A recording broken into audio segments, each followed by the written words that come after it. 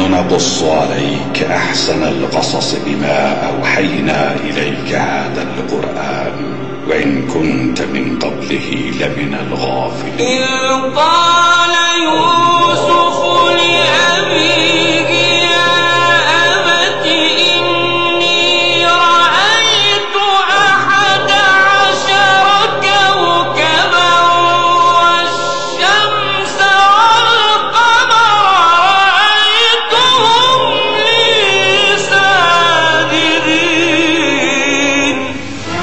আলিফ লাম র এগুলো হচ্ছে একটি সুস্পষ্ট গ্রন্থের আয়াত। নিঃসন্দেহে আমি একে আরবি কোরআন হিসেবে নাজিল করেছি যেন তোমরা তা অনুধাবন করতে পারো। হে নবী, আমি তোমাকে এ কোরআনের মাধ্যমে একটি সুন্দর কাহিনী শোনাতে যাচ্ছি যা আমি তোমার কাছে ওহী হিসেবে পাঠিয়েছি, অথচ তার আগ পর্যন্ত তুমি এ কাহিনী সম্পর্কে ছিলে সম্পূর্ণ বেখবর লোকদেরই একজন। এটা হচ্ছে সে সময়ের কথা যখন ইউসুফ তার পিতাকে বলল, হে আমার পিতা, আমি স্বপ্নে দেখেছি 11টা তারা, চাঁদ ও সূরজকে আমি এদের আমার প্রতি সাজদাবনত অবস্থায় দেখেছি। একথা শুনে তার পিতা বলল, হে আমার স্নেহের পুত্র, তুমি তোমার এই স্বপ্নের কথা কিন্তু তোমার ভাইদের কাছে বলে দিও না, তারা তোমার বিরুদ্ধে ষড়যন্ত্র আঁটতে শুরু করবে, কেননা শয়তান মানুষের খোলাখুলি দুশমন।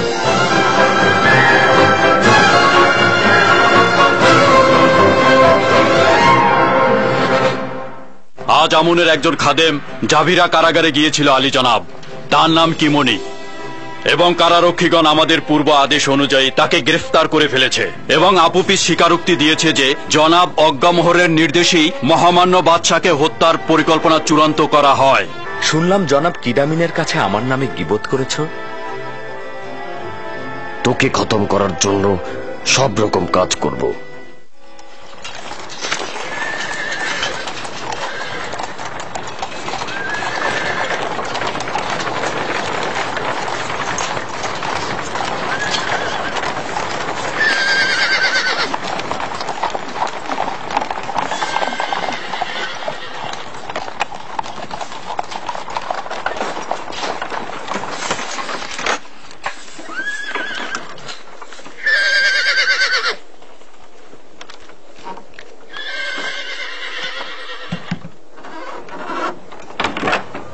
আলী জনাব পুতিফারের সহধর্মিনী জেলখানা পরিদর্শনের ইচ্ছে জ্ঞাপন করেছে। জনাব কিদামিন, বলো। বানু জুলেখা আলী জনাব পুতিফারের সহধর্মিনী জেলখানা পরিদর্শনের ইচ্ছা জ্ঞাপন করেছেন। তাকে পথ দেখিয়ে নিয়ে এসো।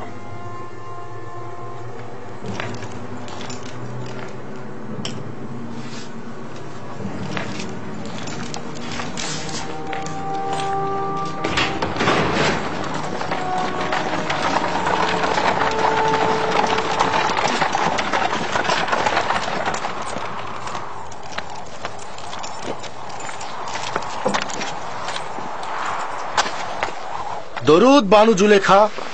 খোদাগণের দরুদ তোমার ও অন্যান্য কারারক্ষীদের উপরে। বিবর্ণ জাভিরা কারাগারে আপনাকে খুশামদিদ আমার বানু। মনে হচ্ছে না জাভিরা কারাগারের অবস্থা ইউজারসিফের উপস্থিতিতে আগের মতো জীর্ণ শীর্ণ এবং বিবর্ণ অবস্থায় রয়েছে। সে যেখানেই কদম ফেলে ওই জায়গা আবাদি করে তোলে। জি বানু, অবশ্যই স্বীকার করছি, এই সত্য অস্বীকার করার কোনো উপায়ই নেই। ইউজারসিফ আমাদের কারাগারকে আলোকিত করেছে, আর এটা আমাদের জন্য সম্মানের। মনে রাখবেন, ইউজারসিফ একজন অবাধ্য গোলাম। আমরা তাকে জেলখানায় পাঠিয়েছিলাম যেন তাকে শাস্তি দেয়া হয়, এজন্য নয় যে সে কারাগারে বসে খোশ গল্প করবে আর নেতৃত্ব দেবে।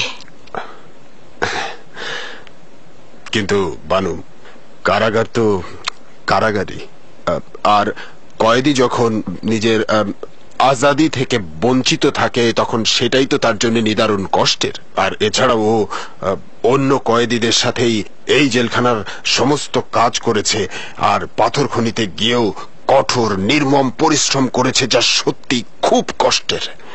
দেখুন জনাব কিদামুন, আজ বানু জুলেখা নিজে কারাগারে এসেছে যেন ইউজারসিফকে নিজের চোখে ব্যথা বেদনায় জর্জরিত দেখতে পান।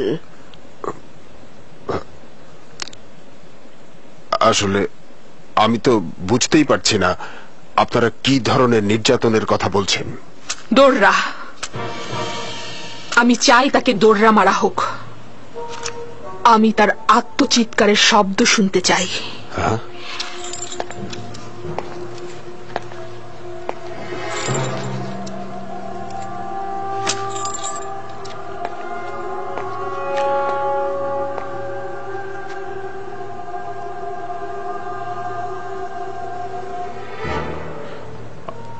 আনুগত্য প্রদর্শন করছি, আনুগত্য। আমি আপনাদের হুকুমের গোলাম, ইউজারশিপের রক্ষাকারী নই। আপনি এখানেই বসুন, আমি এখনই ফিরে আসছি।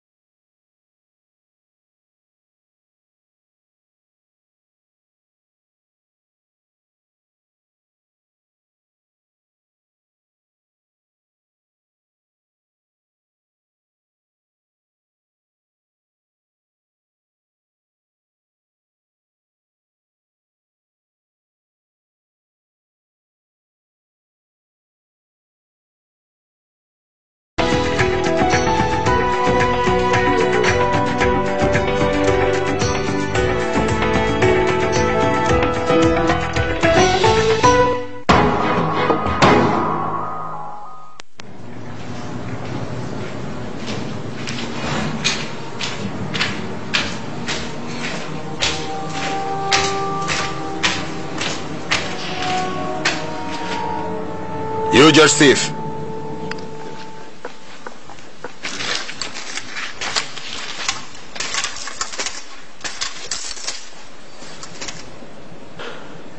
বানু জুলেখা এখানে এসেছেন আর আমাকে জোরাজুরি করছেন তোমাকে নির্যাতনের দৃশ্য দেখবেন। আমি তো তার হুকুমের গোলাম, তাই নয় কি ইউজারশিপ?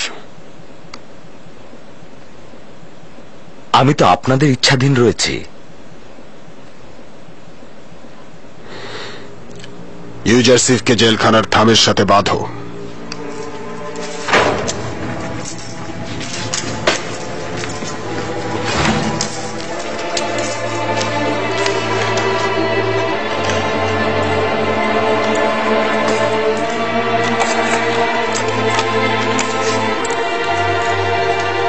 এর মানে কি? তাকে বাঁধছ কেন?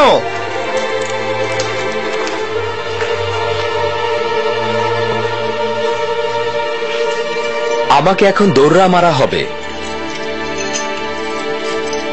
কিছুটা তো সহ্য করো। এরা নিরুপায়।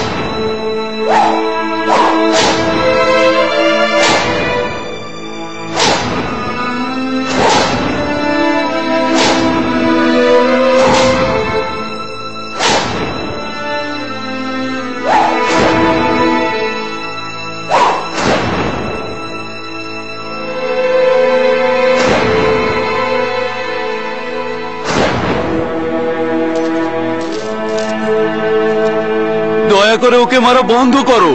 ওর অন্যায়টা কি?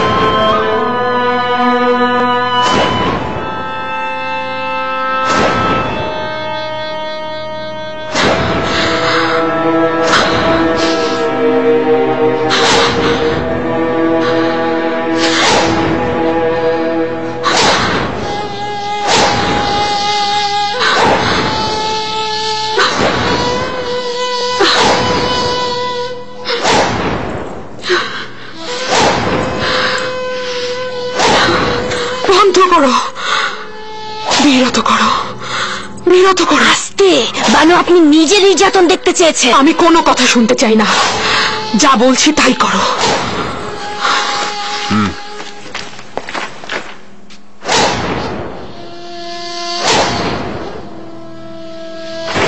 আঘাত বন্ধ করো,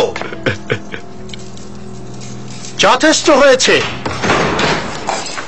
এবার ওকে খুলে দাও।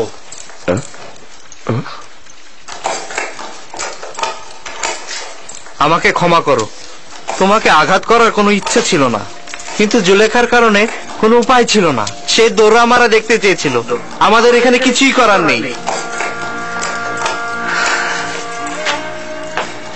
কোনো সমস্যা নেই ভাই।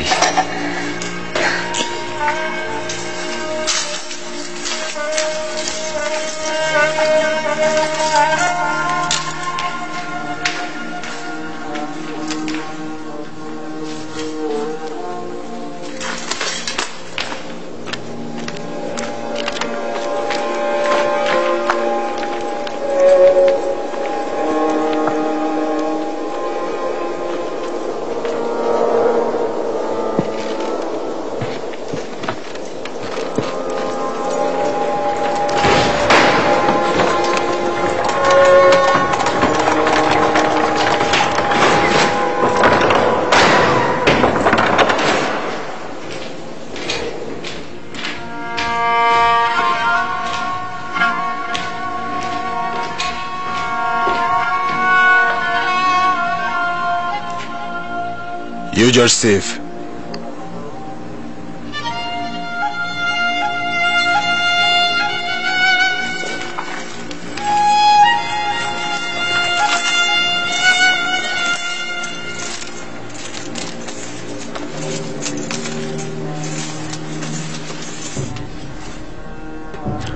বানু জুলেখা তোমার প্রতি দোররা মারা দেখে ফরিয়াদ করে বলল, বন্ধ করো, বিরত থাকো। জুলেখা আশ্চর্য এক নারী। তার ক্রোধ ও প্রতিহিংসা যেমন পাথরের ন্যায়, আবার অনুভূতি ও মেহেরবানিও মহান। তার ব্যঙ্গ বিদ্রুপের যেমন শেষ নেই, তেমনি দয়া দাক্ষিণ্যেরও কোনো শেষ নেই।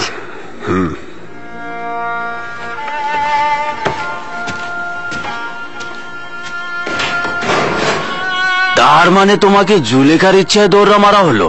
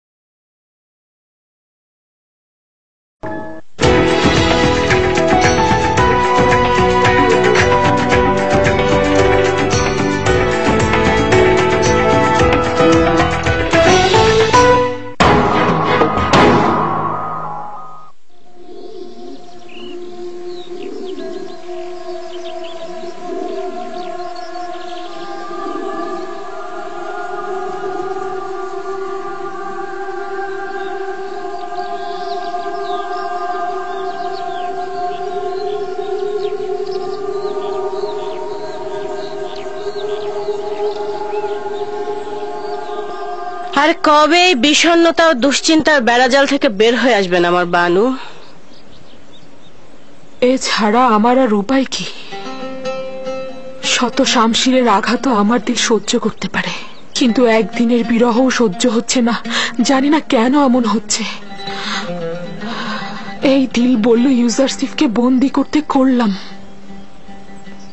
ওই দিলই আবার বলছে আজাদ করতে, কিন্তু পারছি না। কেন ইউজারসিফকে বন্দি করলাম? কেন করলাম? কেন তাকে কারাগারে নিক্ষেপ করলাম? কেন? কেন?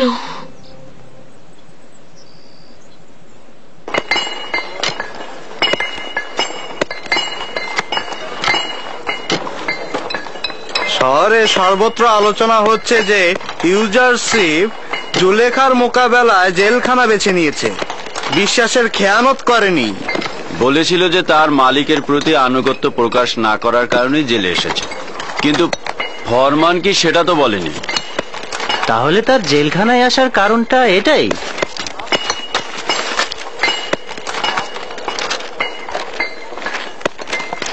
এই জোয়ানকে যতই দেখছি ততই মুগ্ধ হচ্ছি। কেন জানি না, তাকে দিনের পর দিন পছন্দ করার মাত্রাটা বেড়েই চলেছে। শহর থেকে যেসব খবর শুনেছি, অসংখ্য সুন্দরীর কামনা বাসনার পাত্র সে, কিন্তু একজনের প্রতিও তার নজর নেই। খোদাগান তোমার হেফাজত করো ইউজারসিফ। শুক্রিয়া জানাচ্ছি। যেসব খোদার নিজেদের হেফাজত দরকার, সে অন্যদের কি করে হেফাজত করবে?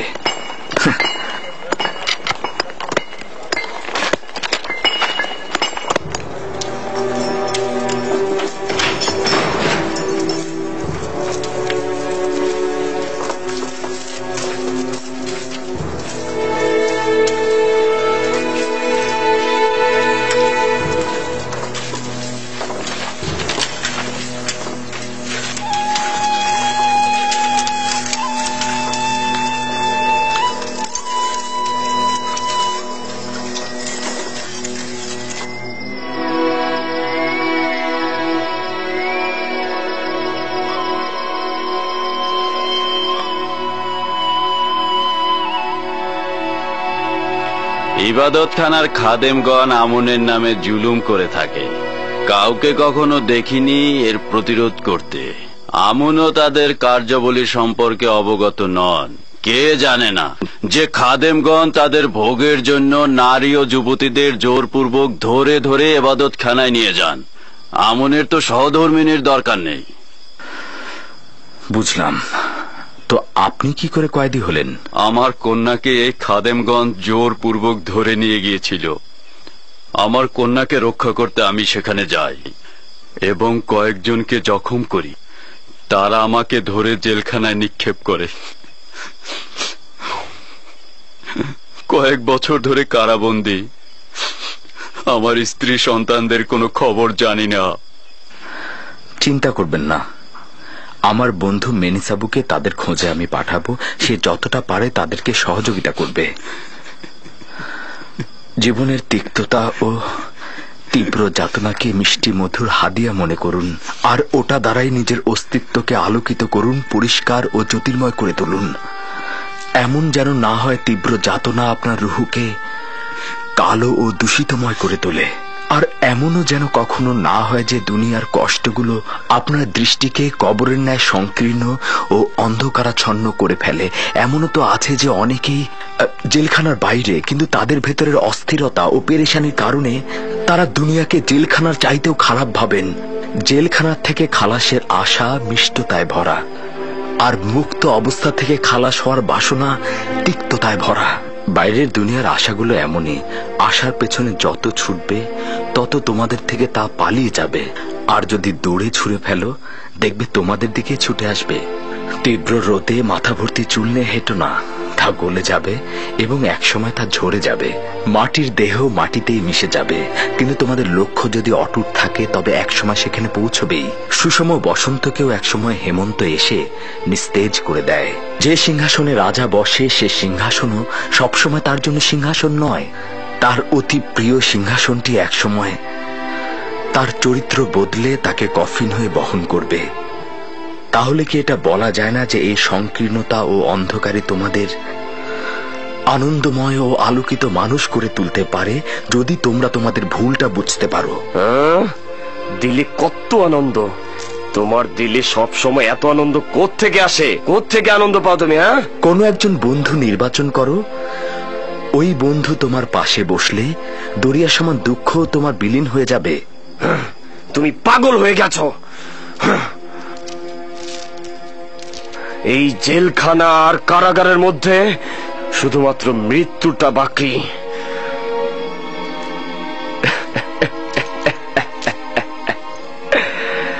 না মরেও মরার মতো সব, আর তুমি ওই মৃত লোকগুলোকে পুরস্কারের লোভ দেখাচ্ছ। শুনুন প্রিয়গণ, প্রত্যেকের বন্ধু সেই যে তাকে পূজা অর্চনা করে, আর যে মৃত বন্ধুকে পূজা করে তার ভাগ্যে আহাজারি ও দাফনের কাপড় ছাড়া আর কিছুই জুটবে না। আর যে জীবিত বন্ধুর ইবাদত করে তার জন্য জেলখানার কুঠরি, মরুভূমি বা বাগানের মধ্যে কোনো পার্থক্য নেই। ইউজারসিফ, তোমাকে একটা সওয়াল করতে পারবো? কোন বন্ধুর কাছ থেকে এত আনন্দ ফুর্তি পেলে? সেই বন্ধু যে আমাকে কখনো ভোলে না, সবসময় আমার কিনারায় হাজির থাকে এবং আমার সকল হাল হাকিকাতে পরামর্শদাতা তিনি। ইউজারসিফ কখনোই মৃত পাথর বা কাঠের ইবাদত করে না।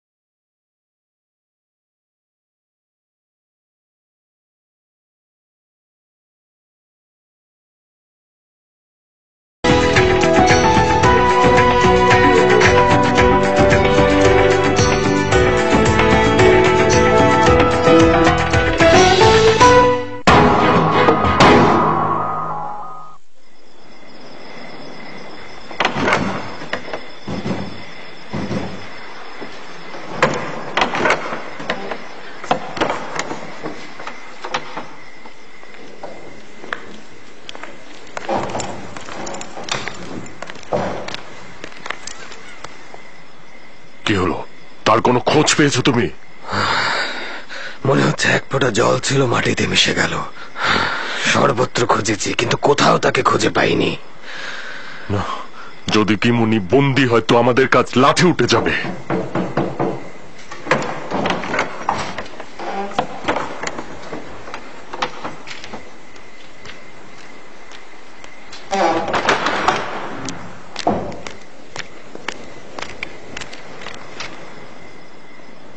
আপুপিস আর ইরানোস কি কম ছিল যে এখন খাদেম কিমুনি যোগ হলো? যদি একজনও কোন রূপ মুখ খোলে তবে আমিন হতে আমাদের কাউকে ছাড়বে না। আর ইবাদত খানার এলাকাগুলো সে তার নিজের অধীনে নিয়ে নেবে। এতটা সহজ হবে না।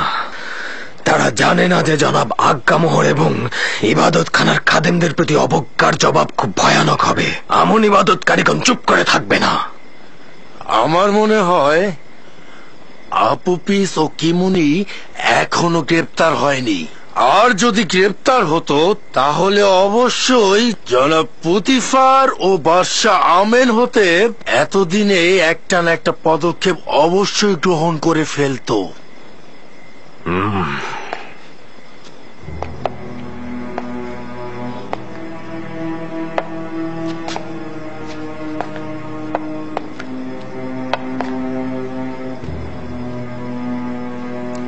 আমরা অবশ্যই নিরাশ হব না। তোমাদের অনুসন্ধান অব্যাহত রাখো।